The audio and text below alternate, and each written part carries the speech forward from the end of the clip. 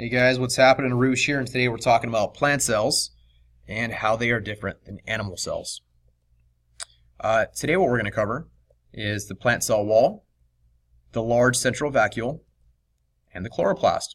Now if we take a look at the picture of this plant cell, we'll notice that it doesn't have the same shape as the other cells that we've been looking at. All the other cells have been animal cells, and they just have a regular circular shape, not much structure to it. But now when we look at a plant cell has lots of structure, and typically they always have this boxed shape. Okay. Now why do they have that box shape? That box shape is the plant cell wall. Okay. Now plant cells do have most of the organelles the animal cells have. They do have a plasma membrane. Okay.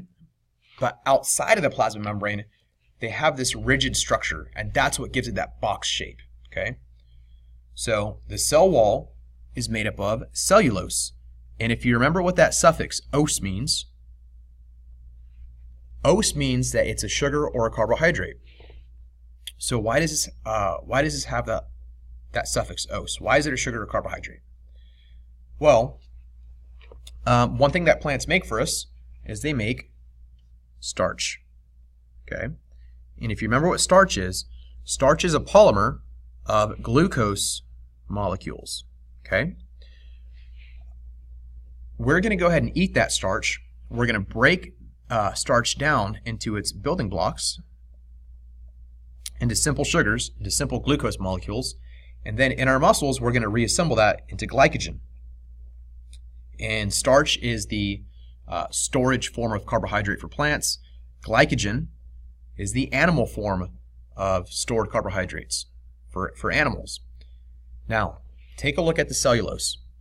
Cellulose is made out of the same monomer as starch and glycogen.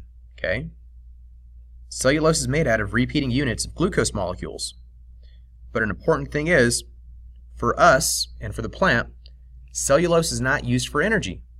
Cellulose is used for support and protection. Now, why is that?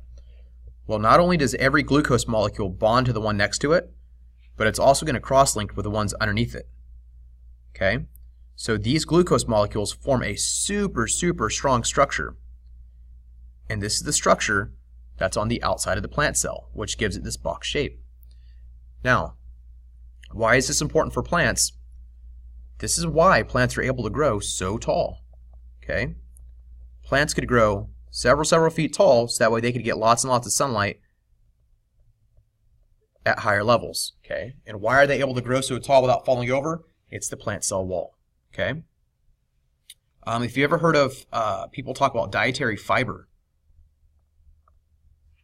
make sure you eat lots of fiber. Well, fiber is actually cellulose, and we'll talk more about that when we get into the digestive system. But make that connection. Anytime you see fiber on a food label or hear anybody talk about fiber, part of that fiber is the plant cell wall, and it's indigestible. And we'll talk about that later on in the year. Next, we have the large central vacuole. And if you remember, animal cells do have a vacuole, but they're super small. They're much smaller, okay? That would be about the size of an animal vacuole. In a plant, we have, in every cell, there is a large central vacuole, and it's this guy right here. The large central vacuole. Okay? And what does a large central vacuole do? Well, if you think about it, you and I, if we get thirsty, we could go find water somewhere. A plant doesn't have that option. So the plant cells have to have a large central vacuole so they could store water for a later use. And if you've ever seen celery that's limped over like this, why is that? Well, when the plant cells have lots and lots of water, that large central vacuole is actually going to squish all the organelles over here. They're all going to be squished up against the brim. And all this water is going to put pressure on the sides of the cell. Okay? Now, what happens if that plant isn't getting enough water and it starts losing water in the central vacuole? Well, then it starts to deflate. It's depleted of water. And it doesn't have that added pressure on the sides to give it its structure. Okay? So the large central vacuole is storage for water in plants, and that pressure adds to support it. Okay. The last thing that we're going to talk about is the chloroplast. To me, the chloroplasts are these little green jelly-looking donuts. And what does the chloroplast do for the plant? Well, it takes three things. It takes sunlight, carbon dioxide, and water. It takes those three things and it transforms that into glucose and oxygen. Okay? So why is that important to us? Well, we need oxygen to breathe and we need glucose to eat. Okay? So we actually depend on plants from that process of photosynthesis. Where does photosynthesis take place? In the chloroplast. Okay? So this is what I want you to jot down. The site of photosynthesis, and it converts light energy into chemical energy. That chemical energy is glucose. Okay?